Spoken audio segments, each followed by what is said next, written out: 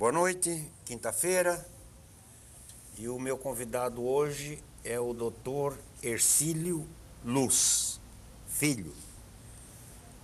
O Kiko.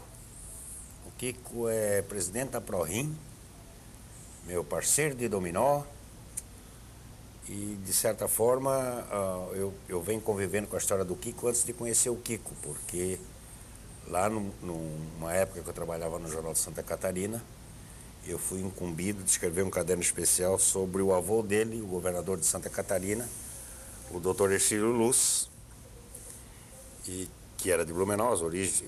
Ele era de Florianópolis, né? Ele era de Florianópolis, mas aí foi exercer uma função em Blumenau. Trabalhava em Blumenau. E acabou fazendo a carreira política lá e se tornou blumenauense, a ponto dos blumenauenses montarem uma cavalaria e irem empossar ele no governo. Não sei se era o Lauro Miller, era um desses que não queria entregar o cargo para ele. É isso mesmo. E aí os blumenauenses foram lá e no cano da espingarda botaram ele no poder e virou governador de Santa Catarina. E é nome de ponte, é o nome a ponte que é a referência de Florianópolis, né? Você olha para aquela ponte e não tem como não identificar imediatamente Florianópolis. Mas você recebeu recentemente o título de cidadão benemérito de Joinville, né? Quem é o Kiko? Olha, eu sou médico por excelência e por vocação. Eu adoro o que eu faço. Eu não tenho nenhuma referência familiar na área de medicina, mas eu tive a certeza desde o início, quando eu já era pequeno, quando comecei a estudar, que eu queria ser médico. Mas você falou que não tinha nenhuma referência familiar. Inclusive, não era para você ser médico, né? Não a era... ideia familiar. A ideia familiar né? Eu nunca sofri influência, na verdade, para seguir a área do meu pai, do meu avô, que era ligado ao direito. Meu pai era advogado, meu avô foi tabelião. O governador era meu bisavô. Teu bisavô, é? Então, as referências que eu tinha dentro da família eram da área de direito. Mas, por coisas inexplicáveis, por vontade, por desejo próprio, eu sempre quis ser médico.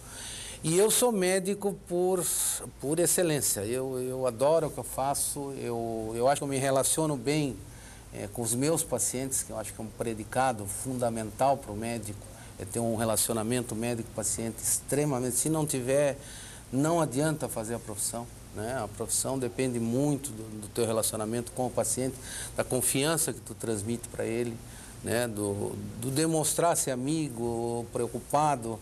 E são coisas que eu aprendi com meus grandes professores, meus grandes mestres, que a gente deve ser muito humano nessa profissão. Eu acho que eu sou uma pessoa humana, eu acho que eu sou uma pessoa extremamente, tento, lá dentro da ProRim, da direção da ProRim, eu tento ser o mais justo possível, tenho um sentimento de justiça, eu acho muito aflorado, até em função de acontecimentos familiares, de cassação do meu pai. Eu queria fazer um retornozinho a essa história, a história do teu pai. O teu pai foi uma personalidade importante na história de Joinville, assim como teu avô, né, que foi parceiro e concorrente do João Colim dentro do próprio partido. Sim. Então eu queria que tu contasse essa historinha de família para que o joinvilense tivesse mais vivo esse passado que não é tão antigo de Joinville, mas está um pouco esquecido. Que as pessoas não sabem, né? Assim, meu avô era o 8º filho de uma família de 16 irmãos, né, sendo 12 irmãos da primeira mulher, do Hercílio Luz, o governador. Teve 12 filhos da primeira mulher e teve 4 filhos quando ficou viúvo, casou com a cunhada e teve mais 4 filhos, né? Meu avô veio morar em Joinville porque ele foi nomeado tabelião da cidade. Então ele foi o único da família que saiu de Florianópolis e veio morar em Joinville. Ele casou com minha avó, era de Tubarão, de uma família de Sá de Tubarão, que era uma família grande também que tinha em Tubarão. Meu avô meu bisavô por parte da minha avó era chefe da estação lá da Tereza Cristina, lá na cidade de Tubarão. Ferroviária. Da estação ferroviária. Da cidade de ferro, Tereza Cristina. Isso. Mas casou com a moça de Tubarão e vieram morar em Joinville. E aqui se estabeleceram, teve um filho só, que foi meu pai, que foi o Hercílio Alexandre da Luz, que foi advogado. E tinha uma banca da advocacia, uma coisa que na história dele, na vida dele, que me admira muito, é que ele tinha uma visão já muito grande de futuro.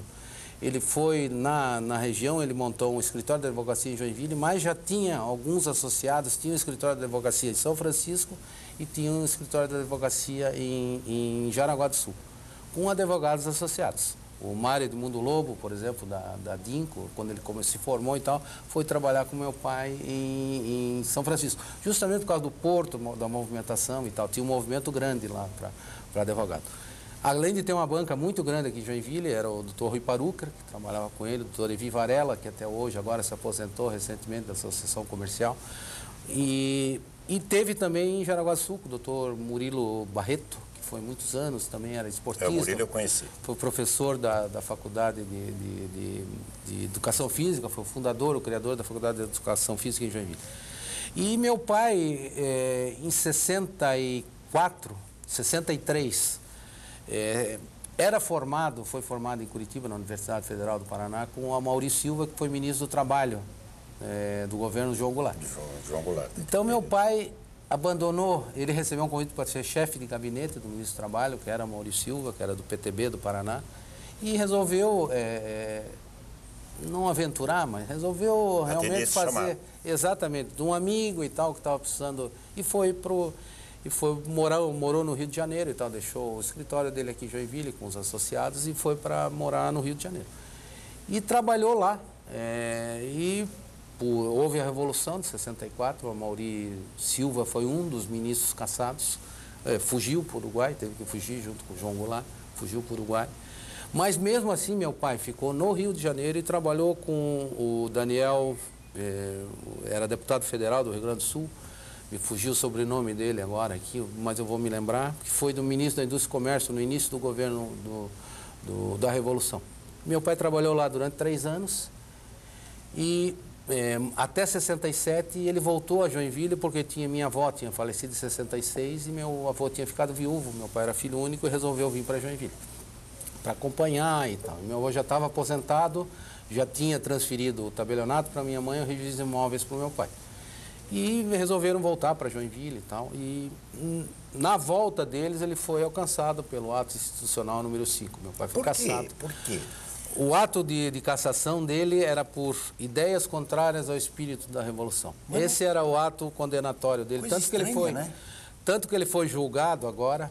Na verdade, toda a cúpula do Ministério do Trabalho na época, inclusive Humberto Castelo Branco, que foi chefe da Casa Civil depois do Tancredo Neves, quando ele assumiu e foi do Sarney, era o superior dele e também foi cassado pela Revolução. E fora outros assessores do ministro e tal, foram cassados pela Revolução. O ato institucional do meu pai é por ideias contrárias ao espírito da Revolução. Já houve uma sentença nesses processos de revisão das cassações. A família já foi indenizada com uma quantia irrisória porque não houve correção monetária e não houve para os filhos menores. Na época todos eram menores, todos os filhos eram menores, então até 18 anos houve uma indenização, assim, eu não vou dizer o valor porque foi uma coisa assim bem simbólica e por não dizer até ridícula, mas houve pelo menos uma satisfação para a família que ele foi absolvido no processo e houve uma reparação monetária também, muito simbólica, muito pequena, mas houve uma reparação monetária. Mas meu pai, em função disso, foi um homem, depois do ato cassatório, ele foi um homem extremamente recluso, amargurado, morreu muito cedo, me fez muita falta, morreu com 60, quando ia fazer na semana, que ia fazer 63 anos, infartado, infartou, e ele se tornou muito amargurado depois pela injustiça que ele sofreu.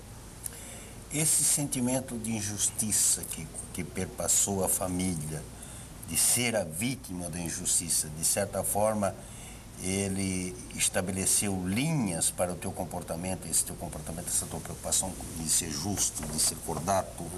Totalmente, totalmente. O problema quando tu é cassado é que tu não tem...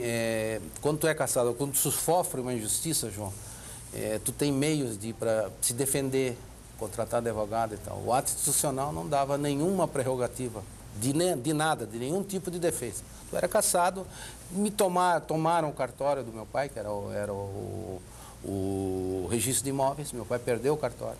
Não mexeram com a minha mãe, que era tabeliã, senão a gente não teria como sobreviver na época. Não mexeram na minha mãe, mas mexeram no cartório do meu pai. E esse mal monetário não teve reparação, né? Meu pai perdeu um cartório.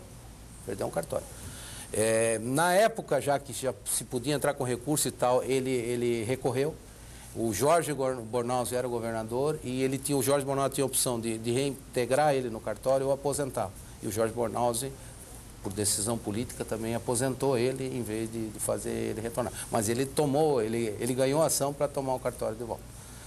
Meu pai não lutou muito contra isso porque, na verdade, era um menino que o pai tinha criado, que é o Ercílio da Conceição, que é o atual, já era, por concurso, ele já tinha tomado posse nesse cartório, que era do meu pai.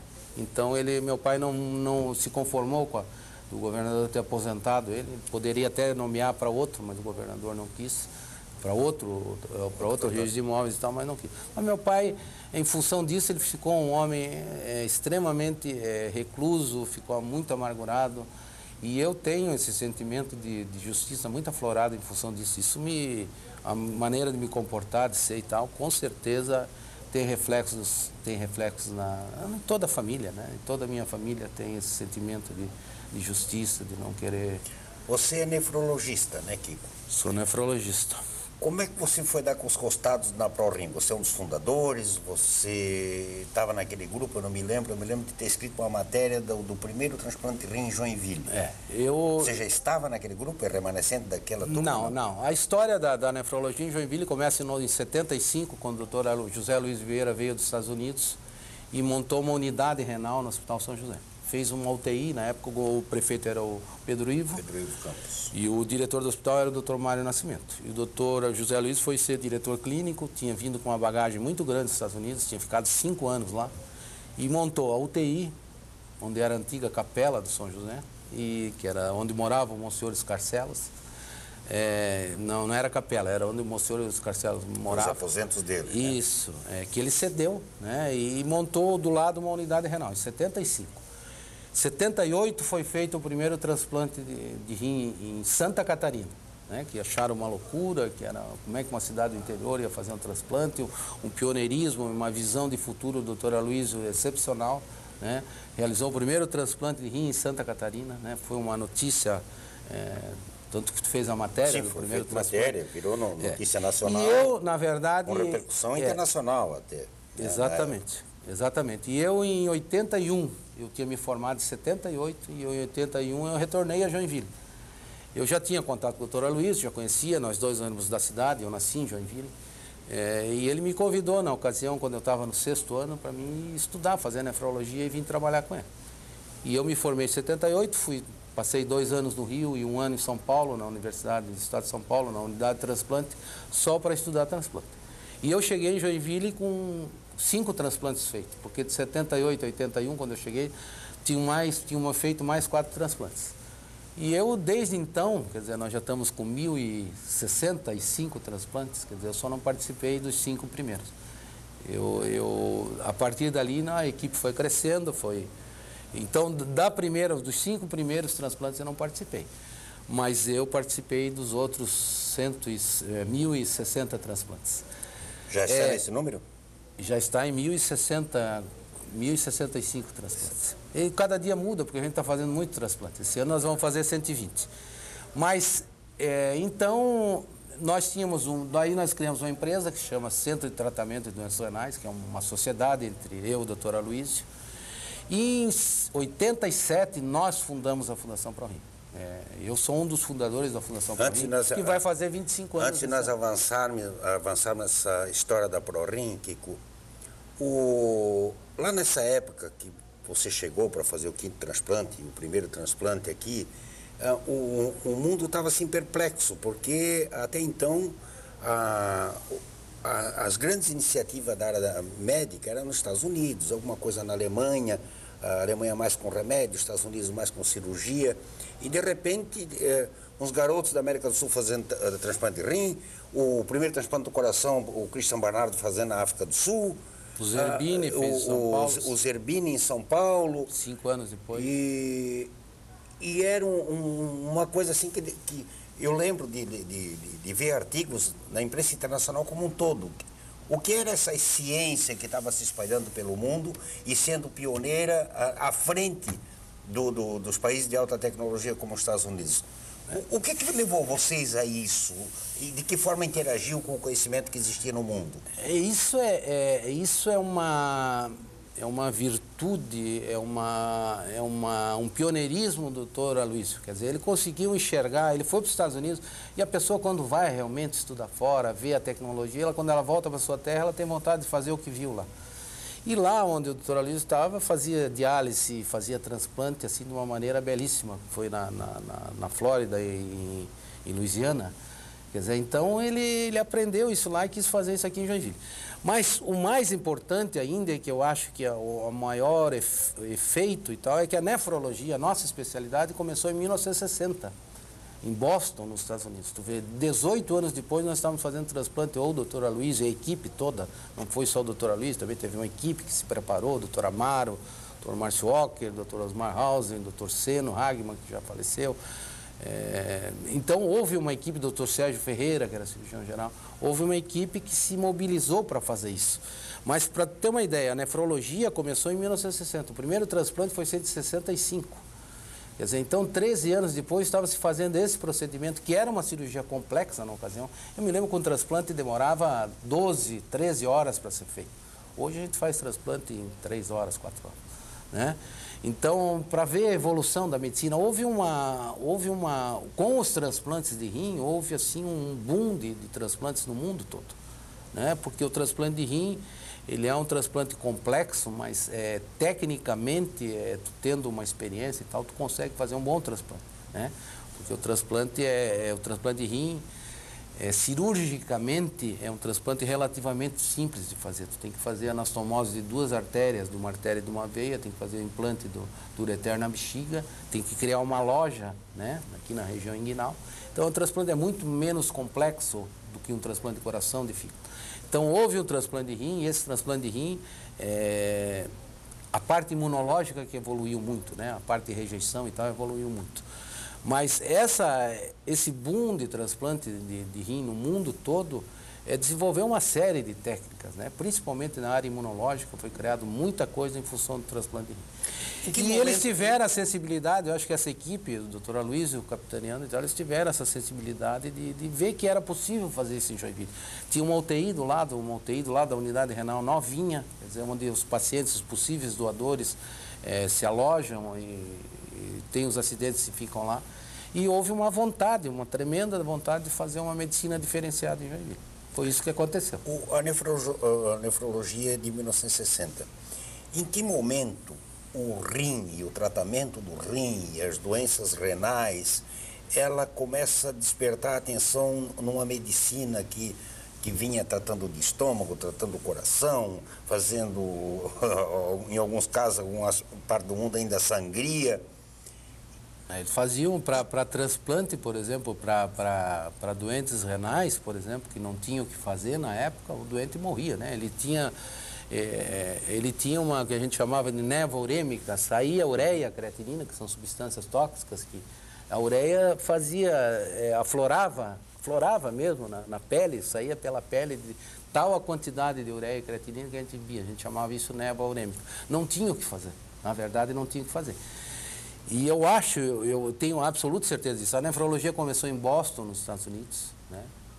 Até hoje a ponta da nefrologia é no Massachusetts Hospital, onde tem também o Instituto de Engenharia e tal. Sim, o MIT. É a cidade padrão hoje, onde tem a melhor medicina do mundo e onde a nefrologia mais desenvolvida é lá ainda. Mas a tecnologia, a criação da máquina de diálise, né, foi assim uma explosão de tecnologia, sabe? Como é que podia botar uma pessoa numa máquina, filtrar o sangue dela e ela saía boa, né? Porque a pessoa sai da diálise boa. Inicialmente tinha dificuldade de acesso, então só se fazia diálise para pacientes agudos. 3 anos depois, o Hospital das Clínicas da Universidade de São Paulo começou a fazer diálise lá. na Universidade de São Paulo. Só que era para doentes agudos. Eles puncionavam, o doente tinha um acesso, dissecava uma veia e perdiam depois aquele acesso. O doente fazia uma diálise, ou resolvia ou não. Se não, tinha que dissecar uma outra veia para fazer uma segunda diálise depois de algum tempo e tal. Quando eles descobriram o que a gente chama de tal de fístula, foi descoberto, desculpem, por um médico italiano, que houve essa ligação de uma artéria com uma veia, que a veia fica grossa, que dá para funcionar e tal, houve aí o grande desenvolvimento da nefrologia, que isso demorou uns 5, 6 anos para acontecer.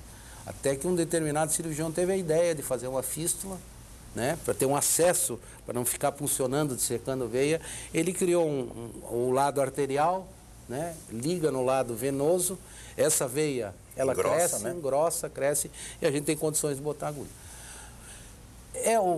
João, a máquina, hoje eles estão tentando até, ontem eu li que teve que estão conseguindo manter os doentes sem coração, né? Que os doentes que têm falência cardíaca mantendo uma bomba, né? Imagina o avanço que foi para a medicina, uma máquina de diálise, que tu consegue manter o doente. Nós temos doentes em Joinville com 30 anos fazendo diálise.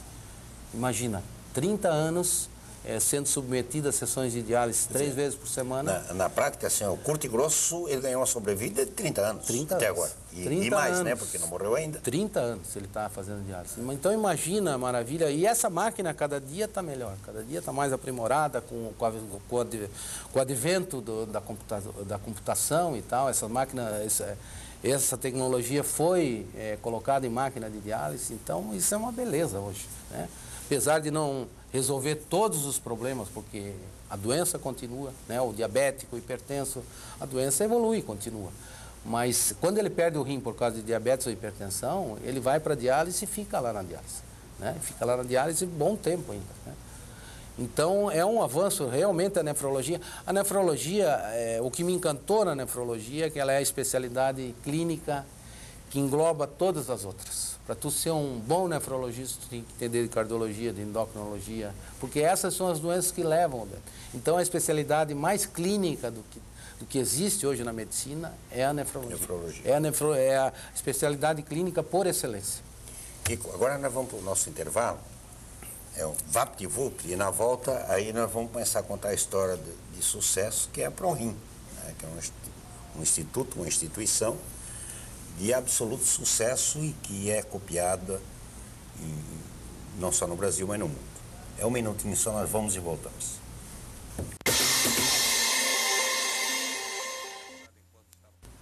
Estamos de volta e é agora o Dr. Kiko, o Dr. Hercílio Luz, vai nos contar a história da ProRim. Você recebe um telefonema em casa, você escuta uma propaganda da ProRim no rádio, e a ProRim está há tanto tempo em Joinville que, de vez em quando, o próprio pessoal da ProRim esquece de contar a história, essa história, que é uma história bonita, que é uma história de sucesso e é especialmente uma história que devolveu, de uma instituição que devolveu a vida a muitas pessoas.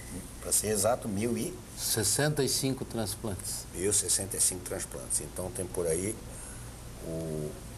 um contingente de pessoas equivalente a uma pequena cidade que viveu mais, viveu melhor, graças à ProRim e aos médicos e profissionais que lá atuam. Como começou a ProRim, Kiko? Olha, João, a ProRim começou porque, como eu te disse, nós tínhamos uma sociedade que era o Centro de Tratamento de Doenças Renais, mas é uma sociedade com finalidade de lucro. Ao contrário, e o que a gente precisava, na verdade, é comprar máquina nova, crescer, fazer um local bonito, um local acessível para os pacientes, para serem bem atendidos e tal. E, logicamente, a gente não ia conseguir isso sem a ajuda das pessoas e sem ajuda, alguma forma de ajuda, sendo uma fundação beneficente e tal. Então surgiu a ideia de fazer uma fundação justamente para isso. Eu sempre digo que a Fundação ProRim surgiu do inconformismo, que o doente do SUS tinha que ser atendido no local precário, no local sem condições, com dignidade e tal. Então foi esse inconformismo que fez a gente criar a Fundação ProRim, né? E quero dizer o seguinte, a Fundação ProRim começou com uma folhinha de papel. Essa é a história que eu queria ouvir. Como foi gestado isso? Ela foi baseada na Fundação ProRenal de Curitiba, que também era pequena na época. Já tinha um paradigma. Nós não tínhamos dinheiro absolutamente nenhum. Foi feito um estatuto e nós começamos a partir daí a procurar doações, a procurar comprar um terreno. Nós inicialmente, nessa época o Hospital Regional já tinha sido criado, a gente tinha criado uma unidade lá dentro do Hospital Regional. E a ideia era comprar um terreno em frente ao Hospital Regional para fazer uma sede da Fundação ProRim. E aí teve a ajuda de um corretor, né? Que ele disse, pô, vocês não podem só ter um terreninho e tal, vocês têm que comprar uma coisa grande, maior, tal, que é o Tinho, que é da imobiliária, que é nosso amigo até hoje, Roberto Gomes, e ele disse, olha, vocês têm que comprar uma coisa... Roberto Gomes, vamos fazer uma propaganda de que imobiliária? Do Tinho, eu realmente, me desculpe, eu não me lembro o nome da imobiliária dele. O Tinho, o Célio Gomes, é o filho do Célio Gomes, que se chama Roberto Gomes. E ele disse, olha, eu vou atrás desse terreno. E, coincidentemente, a Fundação Tupi estava vendendo onde é hoje a Fundação ProRim, que é um local de 27 mil metros quadrados. O diretor era o diretor financeiro administrativo da Tupi, na ocasião, era o Nelson Corona, que é nosso amigo do Dominó. Nosso amigo até hoje. Eu não o conhecia na época, mas fui lá negociar com ele. Compramos inicialmente uma faixa, um terço do terreno. Depois, com a ajuda que começou a fazer, ajuda principalmente, devemos grande parte não só ele nos ajudou, mas ao governador de Blumenau, o Wilson Kleinobing. Na ocasião, a grande moda era as raspadinhas. Aquela raspadinha tinha sido recentemente lançada e era mania. E ele nos deu um lote todo. E com esse lote nós compramos quase todo o terreno da ProRim. Sabe? Daí compramos um segundo terço da ProRim, já de novo negociando com o seu Corona. Numa terceira fase, compramos a metade. Já muito mais parceiro, né? Não, ele não conhecia bem ele ainda. Daí compramos já uma terceira parte, a metade da terceira parte. E a última parte, ele disse assim para mim, a última vez que fui negociar com ele, eu já ganhei bastante dinheiro de vocês, esse terreno a Fundação Tupi vai doar para você. Então, a parte ainda, metade da terceira parte...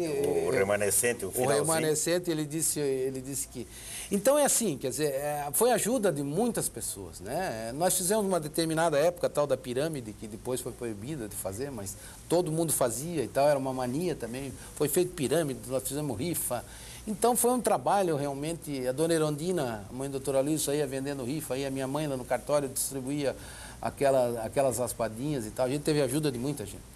E a gente hoje ainda tem ajuda de muita gente e é muito agradecido e muito reconhecido, porque são 200 mil pessoas no Brasil. Hoje são 180 mil pessoas no Brasil que nos ajudam, com pequenas quantias, mas que servem para complementar o que a gente trabalha com diálise, com transplante, né? Esse retorno, que é o nosso serviço, mas a gente tem uma complementação importante e essencial para manter a Fundação ProRim, que são essas 180 mil pessoas no Brasil todo que doam para a Fundação ProRim, que acreditam no trabalho da Fundação ProRim, né?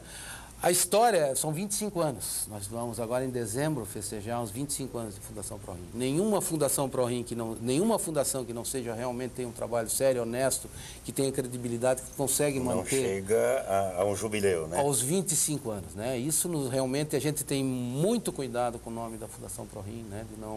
De tratar a coisa com seriedade, né? De ser transparente nas nossas coisas lá. E eu acho que a gente corresponde... muito bem, eu não sei se tu sabe, João, dia 5, agora, quarta-feira que vem, nós estamos indo a São Paulo receber pela quarta vez consecutiva o título de uma das 150 melhores empresas para se trabalhar no Brasil, da editora Abril, do Grupo Exame, da revista Exame, Você S.A. Quarta vez uma empresa de Joinville premiada, né? A Data Sul já foi premiada, exatamente, a Tigre já há mais de 10 anos... A Manco, né? E esse ano parece que tem novidades, tem mais empresas de Joinville também, mas a Fundação ProRim é o 4º ano seguido, né? Nós somos a única instituição a ter certificado de qualidade a nível de excelência, como o Hospital da Unimed tem, né, como o Laboratório de Patologia do Dr. Fronza tem, que são as 3 instituições de Santa Catarina, a TEONA nível 3, que é o nível de excelência, e a única unidade do Sul, aqui, a única unidade do Sul não, a única unidade de Santa Catarina que tem o ONA nível 3 é o nosso. Então isso eu acho que é uma resposta a essa ajuda, a esse trabalho, essa seriedade que a gente trata com as coisas da ProRim. Além do que, nós temos uma pesquisa de satisfação interna lá que a gente faz com os pacientes nos avaliam, né? É uma pesquisa espontânea, a gente faz isso de 6 em 6 meses para ter uma ideia do clima e como é que estão indo as coisas. Nós temos uma aprovação de 9,3% em 10 índice geral, em 10 possíveis. Os pacientes avaliando o nosso serviço, o nosso trabalho da equipe multidisciplinar, o nosso material, a agulha, a roupa, sabe, a cadeira, a refeição. Então, é 9,3% de aprovação. Eu acho que isso é uma resposta muito positiva que a gente dá, né, à sociedade que a gente... E hoje nós estamos, além de atuar em Santa Catarina, nós também atuamos no estado de Tocantins. A gente tem 3 unidades lá no estado de Tocantins. E aqui em Santa 2 Catarina, da Fundação ProRim. unidades? Aqui em Santa Catarina são 6 unidades, 2 aqui em Joinville. E tem, aí eu estou falando do centro e da Fundação ProRim, né? Uhum. E tem 3 no estado de Tocantins. O centro, a Fundação tem 5 unidades e o centro de tratamento, que é a empresa que eu falei, tem 4 unidades. Logicamente a gente tem que ter alguma coisa também para poder sobreviver. Eu, por exemplo, como diretor da Fundação ProRim, eu não posso ter prolabore, não posso ter salário, eu sou presidente, né? Não posso ter salário. Eu tenho a minha empresa, né, do qual eu sou sócio, que eu tenho como viver, né? Então, mas a Fundação ProRim tem 5 unidades, tem 2 no estado de Tocantins, que é em Palmas e Gurupi, que é uma cidade ao sul, e que nós fomos convidados pelo trabalho. Eles estavam tendo dificuldades lá de gerência, de gestão. Eles nos convidaram em 2005 para a gente administrar uma unidade em Palmas, que era o Hospital Geral de Palmas, que é um hospital enorme, são 500 leitos, um hospital que foi inaugurado no início do governo Lula. Tem uma unidade de diálise dentro desse hospital, que é a única da capital, e nós estamos administrando essa unidade lá. E a coisa deu tão certa que 2 anos depois eles construíram também um hospital, uma unidade em Gurupi, que é uma cidade do sul, e nos convidaram para administrar. É a segunda maior cidade, né? Ali tem Araguaína, né? Araguaína, que é no norte, onde a gente tem uma unidade que a gente comprou lá, né? Que o centro comprou uma unidade, é sócio de uma unidade lá em Araguaína, que é a segunda cidade. E tem a cidade, tem a Gurupi, que é a 3ª cidade do estado. Então são 3 unidades, uma no centro, que é Palmas, e uma no norte e uma no sul. A ProRim tem quantos funcionários hoje? Nós temos, a ProRim tem 400 funcionários, em torno de 400 funcionários, em todo o Brasil. O centro de tratamento tem 150 funcionários. Quantas pessoas atendem hoje? Tens ideia? Tens esses números? Eu não tenho exatamente o número, porque hoje cresceu muito a Fundação cresceu muito realmente. Eu tenho um número anual, eu sei, por exemplo, esse ano nós vamos fazer 125 mil hemodiálises. Sabe? Se tu for contar que tu tira o sangue de uma pessoa, coloca esse sangue numa bomba, faz ele circular fora do teu corpo e ele volta... E não é um pouquinho, é todo, né? É todo, né? Durante 4 horas, quer dizer, são 125 mil hemodiálises por ano, atendimentos por ano. Se tu multiplicar isso por 4 horas, tu imagina quantas horas, das 600 mil horas de hemodiálise por ano a gente faz. Sabe? E a gente não é assim, não é só o grupo médico, né? A gente trabalha muito, também é um pioneirismo na Fundação trabalhar com equipe multidisciplinar, né? Nós temos uma psicóloga, quando não era obrigatório, hoje é obrigatório, mas não era obrigatório. Por exemplo, a Rosa tem 20 anos de trabalho lá, a Rosa Gasparino da Silva. Ela é pioneira no tipo de psicologia, dando assistência a paciente renal, sabe? Tem as assistentes sociais, tem as nutricionistas, né? Então é uma equipe toda que gera uma consulta, porque o doente vai à consulta com a nutricionista, vai à consulta com a assistente social, vai à consulta com a enfermagem, faz consulta, eu esqueci de citar o grupo das enfermeiras, faz consulta com as enfermeiras, faz consultas com as nutricionistas, sabe? E faz consulta com o médico. Por exemplo, no ambulatório pré-transplante, ele passa por todas essas, para ele se preparar para o transplante, ele passa por todas essas consultas. Sabe? Ele faz consulta com todo esse grupo que a gente chama. Tu tens um atendimento psicológico? Tenho. Deixa eu te contar uma historinha que eu ouvi ontem. Sim. Um amigo aqui de Joinville, um amigo mesmo, ele já com 74 anos, identificou um probleminha de próstata. Aí o médico dele encaminhou ele para Jaraguá. Então ele elogiou o tratamento e tal. Mas quando ele chegou lá, duas enfermeiras jovens, diz ele, muito bonita, pegaram ele, deixaram ele nu, enfiaram uma sonda pelo pinto e outra pela bunda. Ele está tão prostrado, digo, mas tu não tivesse um atendimento psicológico, uma orientação psicológica, não te prepararam para isso? Ele, não, vocês têm. Isso que a gente chama de tratamento humanizado, né? O doente, ele precisa de explicação para o que vai acontecer com ele. Quando ele chega num consultório médico, quando chega para fazer algum procedimento, ele chega desarmado. Chega completamente fragilizado e desarmado. Não só desarmado, desamparado, né? Se tu não explicar para ele o que vai acontecer, o que fazer, quer dizer, por exemplo, ele vai entrar em diálise, tu tem que explicar para ele que ele vai fazer depois uma cirurgia. Primeiro que ele vai botar um cano aqui no pescoço para pegar uma veia, porque como ele não tem aqui, a gente hoje põe um catéter aqui na veia jugular aqui do paciente, né? Ele fica com uma antena aqui. Quer dizer, se não explicar para ele que ele vai ter que botar essa antena, que ele vai ter que ficar 4 horas de diálise, que ele não vai sentir dor, porque o grande medo, o medo desconhecido é sentir dor. A diálise não dói absolutamente nada, né? Se não explicar tudo isso para ele, ele vai criar um pavor e um medo da hemodiálise. Ele já tem uma noção, já foi muito pior, né? Eu vou entrar nessa máquina, vou morrer. Isso eu escutava frequentemente. Hoje eu já não escuto mais isso. Ah, doutor, vai doer, é muito ruim fazer esse tratamento, ficar 4 horas aqui. Eu disse, olha, é muito melhor ficar 4 horas aqui do que morrer. Mas o exemplo que tu citou é o exemplo realmente que o doente, quando vai fazer transplante, ele é preparado. A principal preocupação é preparar ele psicologicamente, porque a gente sabe que 5% dos transplantes não dão certo. E quando não dão certo, se ele não estiver preparado para receber a notícia que o rim dele não está funcionando, ou que vai ter que tirar o rim, ou que não vai funcionar, é um problema. Eu sempre digo isso, para a Rosa, principalmente para a Rosa, que tem maior experiência nisso. A gente precisa preparar muito bem os nossos pacientes, porque quando o transplante não dá certo, eles se revoltam. E a hemodiálise é assim, eles têm uma fase do início, eles têm uma fase de não aceitação ao tratamento, depois passam por uma segunda fase que eles ficam completamente revoltados, e tem uma terceira fase que é da aceitação. Sabe? Então, todos esses 3 passos têm que ser acompanhados pela psicologia. Porque chega um determinado ponto, por exemplo, a semana passada um doente chegou para mim, um doente que tem problemas psiquiátricos, mas ele disse, olha, doutor, eu não quero fazer mais diálise. Mas eu disse, como que tu não quer fazer diálise? Ah, porque eu estava muito ruim, já fiquei bom, já melhorei. Eu digo, pô, tu melhorou porque fez a diálise. Se tu parar de fazer, tu vai piorar. Ah, mas não quero, doutor, não quero. Quer dizer, eu não tenho como deixar esse doente, amarrar ele, prender ele numa cadeira, numa mesa, vai dizer, ó, tu vai fazer hemodiálise. Só que tu sabe que vai perder ele. O que eu posso dizer para ele é o seguinte, olha, tu vai passar mal, nós vamos ficar te esperando aqui de volta. Porque isso acontece, quer dizer, a pessoa que precisa fazer diálise, tem indicação de diálise, se não fizer, ela morre. Morre em questão de semanas, mas ela morre. Principalmente, depende aí se urinar muito ou pouco, se não urinar nada, morre muito cedo.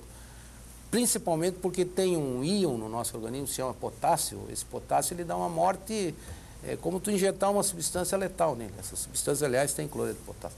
Tu injeta, como potássio. Potássio, se não for, é o que a hemodiálise tira, além de ureia, creatinina e tal, ele tira essa substância que é extremamente perigosa. Mas o que é que eu vou fazer? Então, mas o apoio psicológico, ele é extremamente importante. E o doente, como é um doente crônico, né, como os doentes ficam lá na Fundação ProRim 10, 15 anos, eles começam a conhecer as nossas virtudes, os nossos defeitos, e são doentes extremamente carentes, dependentes, são doentes frágeis. E o apoio dessa equipe multidisciplinar, né, são doenças que se desnutrem muito fácil. Então a gente precisa ter essa equipe toda muito bem afinada e muito bem estruturada. A gente tem uma equipe lá ótima. E não tem sábado, não tem domingo, não tem feriado, não tem dia de Natal, não tem nada, né? Não tem nada. Logicamente, domingo a gente não dialisa, né? A gente dialisa um grupo segunda, quarta e sexta e outro grupo terça, quinta e sábado. Mas até sábado de madrugada. Então, e nas crises, aí vai para um hospital convencional ou passa Não. Nas crises a gente atende. Hoje nós fazemos muita diálise no domingo. Muita diálise. Porque hoje os doentes, João, o crescimento das UTIs, o aumento do número de vagas e tal, a insuficiência renal aguda, que é diferente dessa que eu falei, que é o doente que fica lá cronicamente e tal, mas existe uma insuficiência renal aguda, que a pessoa perde a função renal agudamente. Por exemplo, tem uma picada de cobra. A pessoa, o rim para de funcionar. E às vezes demora 3 semanas, 4 semanas para voltar a funcionar. Os doentes em UTI, aqueles doentes graves com choque e tal, eles fazem uma insuficiência renal. Então hoje essa demanda, esse aumento dos pacientes precisando de diálise de UTI é muito grande. E nós trabalhamos a pessoa com parada respiratória quase sempre o rim também para, né? Não é só parada respiratória, principalmente a parada cardíaca, né? Quando para a circulação no órgão, lá no rim, né? O rim é um órgão que filtra muito, né? Um quarto da extremamente irrigado, né? Passa um quarto da volemia, passa por um minuto dentro do rim, né? Então é um órgão extremamente irrigado, o rim. Então, quando para essa circulação, ocorre uma doença que a gente chama, um processo que a gente se chama necrose tubular aguda. O túbulo do rim, onde ocorre a filtração do rim, o escoamento da formação da urina e tal, ele sofre uma necrose. As células se descamam, entopem isso e o rim para de funcionar. Até haver essa regeneração, e graças a Deus nesses casos agudos ocorre, o doente precisa fazer hemodiálise. O caso de sepsemia, por exemplo, o doente séptico, aquele doente que tem infecções graves e tal, que vai para a UTI, geralmente o rim para de funcionar. E demora para voltar a funcionar em torno desse prazo que eu te falei, até um mês. E nesse prazo o doente precisa ficar dialisando. E quase sempre é vocês que intervêm nesses casos, são chamados a intervir. Com certeza, com certeza. A gente faz muita diálise de paciente agudo no hospital regional. O hospital regional hoje tem 20 leitos de UTI, né? mais a UTI cardiológica. Os doentes da Unimed, no Hospital Dona Helena, no Hospital Infantil, né? As crianças também. A gente tem uma máquina, duas máquinas, dependendo do movimento do hospital, já colocadas nesse local para dialisar esses pacientes. Kiko, rapidamente, qual é o futuro das questões renais e qual é o futuro da ProRim? O futuro a gente nunca consegue prever muito, né? A evolução da medicina, às vezes, ela é ao mesmo tempo muito rápida e muito lenta. Às vezes é em salto, às vezes é lento, né? E as pesquisas demoram muito, né? Por exemplo, em Boston já se está fazendo rim, a partir de célula tronco, né? Que já são rins rudimentares, mas que já formaram urina. Eu tenho um argentino que é pesquisador, que esteve trabalhando na Itália, um nefrologista que trabalha na Itália. A Itália está em crise, ele veio oferecer aqui para nós um molde. Ele fez um molde, tipo como faz na uretra, que faz um molde de uma proteína, né? E essa proteína é epitelizada e forma a uretra. E agora já estão também com células, estão fazendo isso com células renais já. O estudo dele, ele já fez isso in vitro, que é em laboratório, agora ele vai fazer em porco, que tem um rim muito semelhante, né? muito semelhante ao ser humano. Então, essa pesquisa, a direção, porque quando o rim acaba, João, o rim acaba, quer dizer, o rim não volta, aquele rim que tem insuficiência renal crônica, que é um rim contraído, pequenininho, ele não volta mais a funcionar. Ou a gente faz um transplante e coloca novo, ou a gente vai fazer um transplante também, mas vai implantar um órgão desse que foi desenvolvido em laboratório. Esse é o futuro, o prazo, não é um prazo curto, com certeza não é, mas certamente o caminho é acabar com as diálises para implantar esse rim aí, né? A célula tronco e tal, eles já estão estudando muito, inclusive, mas é um processo, eu acho que é um processo lento, demorado, com mais de 50 anos. Certamente nós não vamos pegar isso, João. E o futuro da Fundação ProRim é crescer cada vez mais, prestar assistência, se tornar grande. Nós vamos fazer o nosso hospital, o hospital já começou a ser construído, a área de... Muitas pessoas não acreditavam nisso, né? Mas hoje vai estar lá já a parte toda para iniciar as obras, o canteiro de obra já está feito, daqui a um mês a gente vai começar o nosso edifício e na metade mais ou menos da construção, porque é uma construção mais rápida, a gente vai começar o hospital. Daqui a 3 anos, a partir da hora do efetivo de construção, o hospital vai ser oferecido. Eu gostaria só de lembrar que a Fundação ProRim não é Dr. Aloysio, Dr. Ercílio, não. A Fundação ProRim é um órgão da comunidade, aqui em Joinville, é da comunidade de Joinville, quer dizer, as gerações vão passar e a fundação vai ficar lá. O hospital vai ficar aí. Muito bem. Kiko, muito obrigado por ter saído do teu compromisso para vir aqui ter com a gente. Disponha da TV da cidade e espero que você, que está em casa, tenha acrescentado alguma coisa no seu conhecimento da ProRim, na atividade da ProRim, na função social que desempenha. Enfim, obrigado a todos, boa noite a todos e voltaremos amanhã. Se Deus quiser e Ele há de querer. Obrigado, Kiko. Muito obrigado.